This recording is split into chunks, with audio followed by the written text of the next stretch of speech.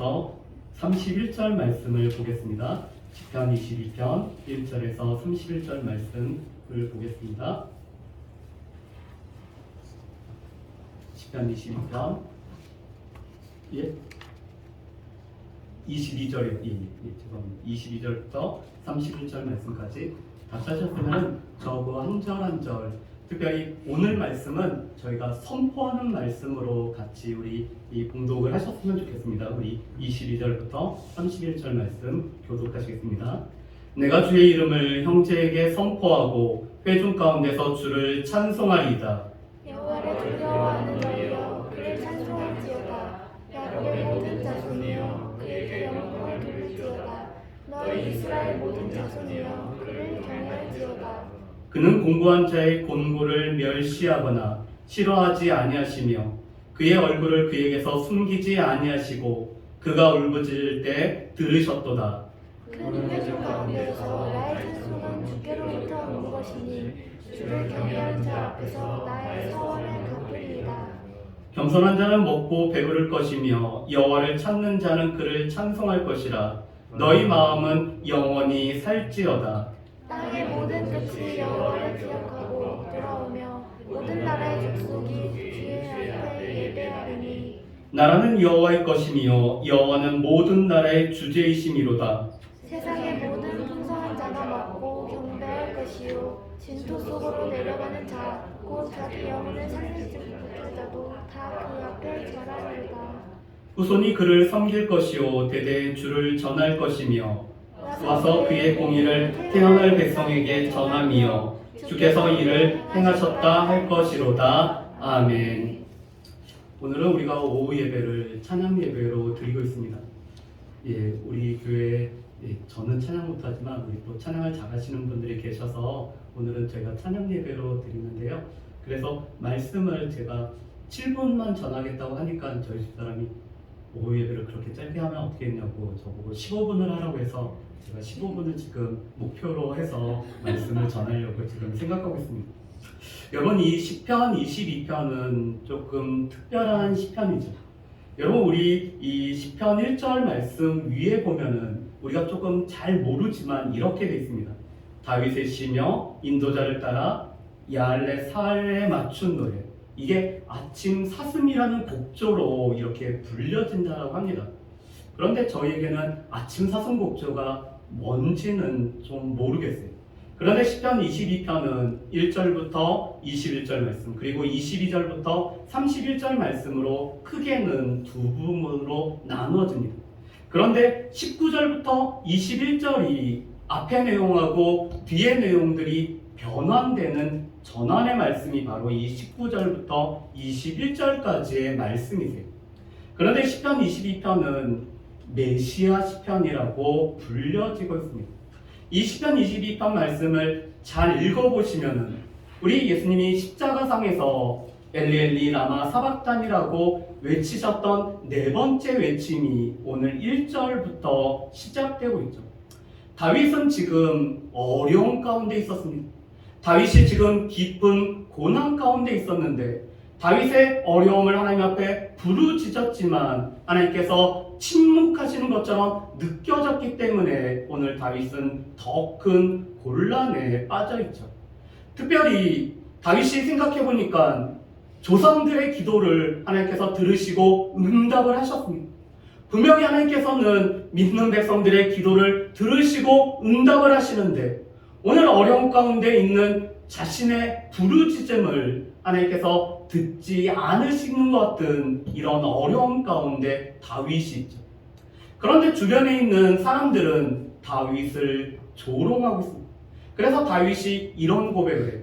나는 벌레요 사람이 아니니.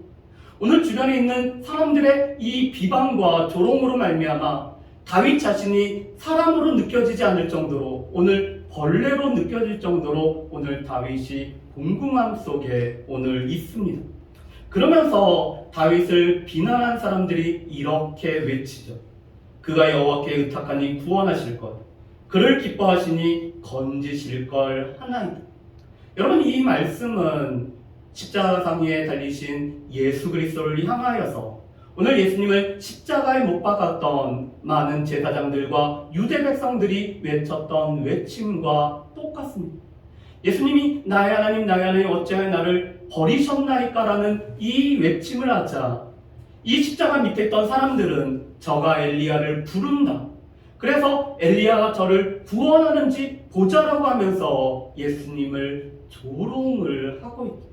그런데 다윗은 그 동일한 경험들을 오늘 하나님의 응답하지 않으시는 그런 상황 속에서 오늘 조롱하는 자의 그 조롱 가운데 예수님이 들으셨던 그 조롱의 음성을 듣고 있습니다.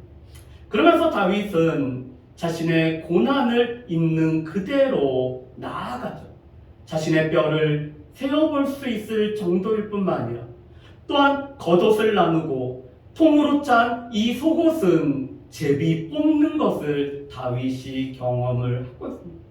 여러분, 이것은 십자가에 달리기 전에 예수님이 이 제사장들과 로마 군병들에 의해서 오늘 예수님이 이 채찍질을 당할 때 이 채찍에 붙어있는 납덩어리로 인해서 살점이 뜯어져 가고 그리고 이 뼈가 세어질 정도일 뿐만 아니라 예수님의 겉옷을 나누고 통으로 짠 속옷은 제비 뽑았던 그 일들을 동일하게 다윗이 고백을 하고 있죠. 그래서 이 시편 22편은 다윗의 고백일 뿐만 아니라 오늘 하나님 앞에 구원을 바라는 성도들의 고백일 뿐만 아니라 진정 메시아였던 예수 그리스도께서 겪으셨던 모든 일을 오늘 고백하는 시편이 바로 이 시편 22편의 말씀입니다. 그런데 이 19절부터 21절이 전함절이라고 말씀드렸죠. 우리 19절부터 21절 말씀을 한번 보실까요? 19절부터 21절 말씀 보면 이렇게 됐습니다. 여호와여 멀리하지 마옵소서. 나의 힘이시여 속히 나를 도우소서. 내 생명을 칼에서 건지시며 내 유일한 것을 개의 세력에서 구하소서. 나를 사자의 입에서 구하소서. 주께서 내게 응답하시고 들소의 뿔에서 구원하셨나이다. 아멘. 오늘 19절부터 21절 말씀에 보면은 다윗과 오늘 하나님의 구원을 바라는 사람들이 세 가지로 오늘 고백을 합니다. 나를 도우소서, 나를 건지소서, 나를 구하소서. 그런데 이렇게 하나님께서 계속 부르짖을 때도 응답하시지 않는 것처럼 침묵하시는 것 같던 그 하나님이 오늘 21절 말씀에 보면은 하나님께서 그 기도를 들으시고 나를 들소의 뿔에서 구원하셨나이다라고 오늘 고백을 하고 있습니다. 오늘 이 시편 22편은 우리가 때로는 신앙생활을 하는 우리가 경험하는 이런 경험들이죠. 여러분들에게는 하나님이 때로는 침묵의 하나님으로 다가오신 적은 없으신지 모르겠습니다. 그런데 저의 삶 속에서는 하나님께서 때로는 침묵의 하나님으로 다가오신 적이 있었습니다. 대련에서의 사역을 마치고 한국에 돌아와서 1월달부터 10월달까지 저한테는 9개월 동안이 하나님 앞에 부르짖고 하나님 앞에 간구하고 하나님 앞에 도와달라고 외쳤음에도 불구하고 하나님께서 그 기도에 응답하시지 않는 것처럼 느껴지는, 그래서 하나님의 침묵을 이렇게 느꼈습니다. 그런데 저희 마음 가운데는 이런 마음이 있었어요. 머릿속으로는 우리가 이렇게 한다라고 해서 하나님께서 이렇게 보응하시는 것은 아님에도 불구하고 마음 한편에는 그런 게 있었습니다. 하나님께서 가라고 했기 때문에 갔고, 하나님께서 들어오라고 해서 들어왔고, 하나님께서 하라고 했기 때문에 하나님께서 기도의 응답을 당연히 해주셔야 된다라는 마음들을 가지고 있습니다. 그런데 이 시간이 길어지면서 저희가 깨달았던 것은 하나님께서는 때로는 우리에게 침묵으로 응답하시는 응답도 동일한 응답이라는 것들을 경험을 했습니다. 그리고는 19절부터 21절 말씀처럼 우리를 건지시고 우리에게 응답하시고 우리를 도우시고 구하소서라는 그 응답에 여전히 하나님께서는 우리를 구하심으로 말미암아 또 주의 일들을 감당케 하셨던 이 놀라운 일들을 겪었죠.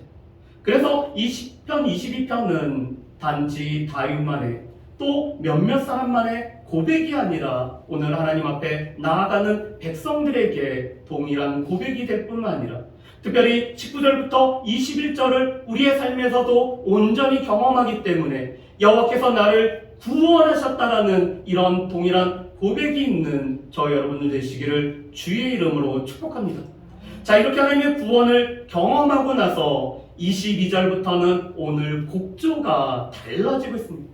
다윗이 하나님 앞에 찬양하고 하나님의 이름에 영광을 돌릴 뿐만 아니라 그 하나님을 경외함으로 나아가고 있습니다. 여러분, 이 찬양하고 영광 돌리고 경외함은 다 일련의 동일한 모습이죠.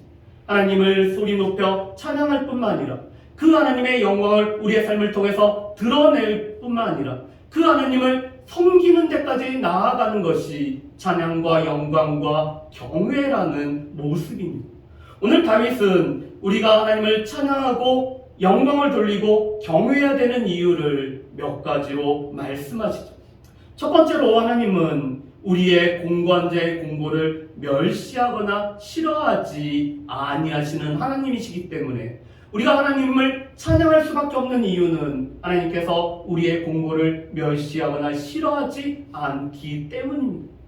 사람들은 조금 이 악한 우리 가운데 우리의 죄된 본성이 있기 때문에 우리는 공고한 자를 돌아보고 그 공고함을 함께 나누기보다는 오히려 그 공고함에 더 공고를 더할 때가 많습니다. 그렇지만 하나님은 공고한 자의 그 공고를, 이 공고한 자의 그 고통을 하나님께서 아실 뿐만 아니라 특별히 예수 그리스도께서 사람이 되신 이유는 우리와 똑같은 시험을 당하심으로 말미암아 우리의 공고함을 주님께서 친히 아시기 위해 사람이 되십니다. 그렇기 때문에 이 공고함을 멸시하거나 싫어하지 아니하시기 때문에 우리가 하나님을 찬양하고 영광을 돌리며 또한 경외를 할 수가 있습니다. 두 번째로는 하나님께서는 오늘 이 부르짖을 때 들으시기 때문에 오늘 하나님의 얼굴을 구하며 하나님 앞에 간절히 기도하는 그 백성들의 기도를 들으시고 응답하시기 때문에 찬양과 영광을 돌리며 또한 하나님을 섬기는 자리까지 우리가 나아갈 수가 있습니다. 그리고 세 번째로는 하나님께서 모든 나라와 우리를 다스리기 때문이죠. 여러분, 오늘 우리 가운데 외쳐야 되는, 선포해야 되는 말씀이 바로 28절 말씀입니다. 우리 28절 말씀을 같이 한번 큰 소리로 한번 선포해 보실까요? 나라는 여호와의 것이요 여호와는 모든 나라의 주제이심이로다. 모든 나라가 하나님의 다스림 가운데 있고 하나님께서 오늘 주제가 되신다는 것은 모든 나라를 다스리시고 통치하시는 하나님이 되신다는 것입니다. 여러분, 이것은 나라에만 해당이 될까요?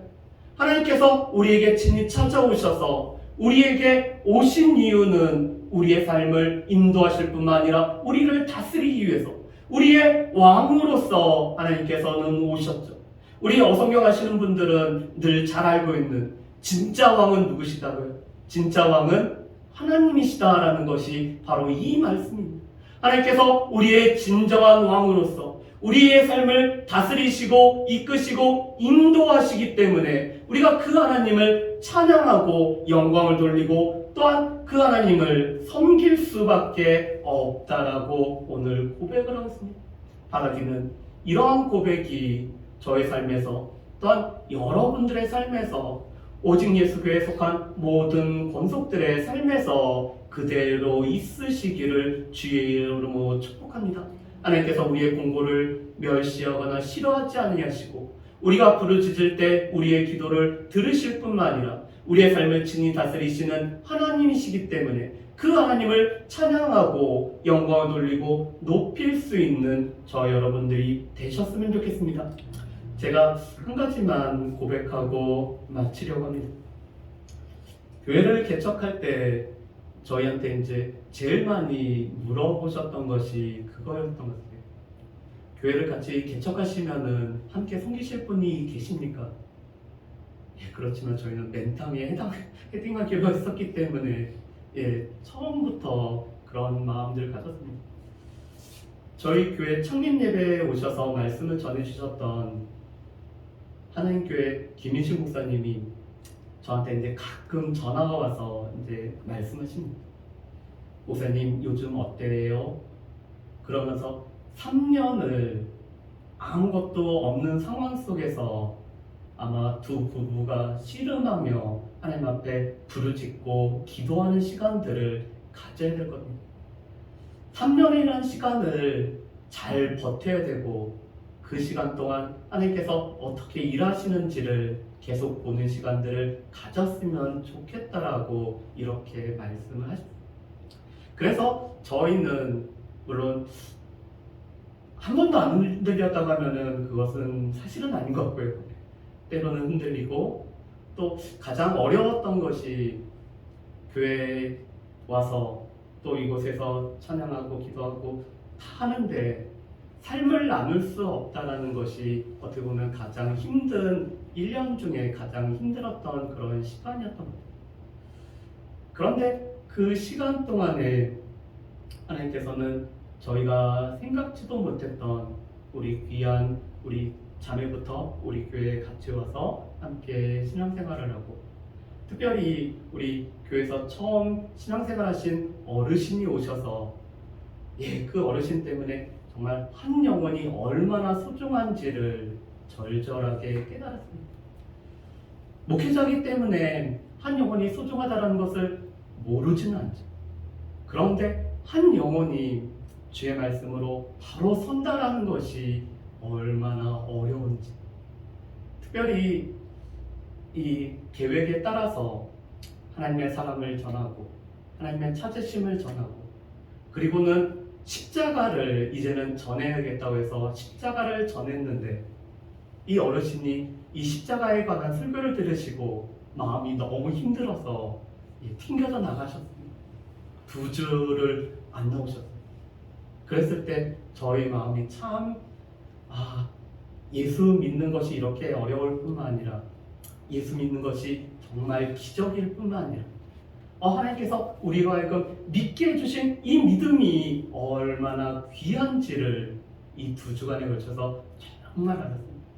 그런데 감사하게 그분이 다시 오셨어요. 그래서 지금도 오늘 오전에도 같이 오셔서 예배드리고 또 다음 주에도 오시겠다고 이 약속을 하시고 가셨습니다. 하나님께서 1년 동안 많이 깨닫게 하신 것이 한 영혼이 얼마나 소중한지, 한 영혼이 세워지는 게 얼마나 소중한지를 이렇게 깨닫게 하셨고, 그리고 귀한 집사님과 권사님 가정이 오셔서 함께 예배드리고 이제는 동역자가 되시기 때문에 교회에서 감당해야 될 사명들을 감당할 수 있는 것. 특별히 저한테는 가장 좋았던 것 중에 하나는 특별한 거 없이 그냥 커피 2개 사들고 집사님 찾아가서 이런저런 얘기 나누면서 1시간여를 나눌 수 있다는 것이 저에게는 정말 감사함이었고 기쁨이었습니다. 왜냐하면 삶을 나누는 것이 얼마나 소중하다는 것을 1년 중에서 깨닫는 중에 하나님께서 귀한 집사님과 이런저런 얘기하면서 나눌 수 있게 하신 것이 정말 감사합니다. 또 우리 귀한 집사님이 오셔서 같이 예배드리고 제가 오전에도 말씀드렸던 것처럼 우리 남편 되시는 선생님도 어제 교회 오셔서 교회 선물 같이 사시고 그래서 우리는 예비 성도라고 이렇게 가질 수 있는 것. 그래서 건강한 교회를 세워나가는데 하나님께서 한 분 한 분 붙여주신 것이 정말 감사할 뿐만 아니라 은혜인 것을 고백합니다. 그래서 오직 예수교회가 소망하는 것은 우리 아까 불렀던 찬양처럼 이런 교회가 되게 하소서. 저희는 오직 예수교회라는 우리 교회 이런 교회 되게 해달라는 말에 오직 예수교회라 붙이는 게 저희는 이제는 익숙해졌습니다. 왜냐하면 그런 교회가 되기를 소망하고 바라고 꿈꾸기 때문에 그렇습니다.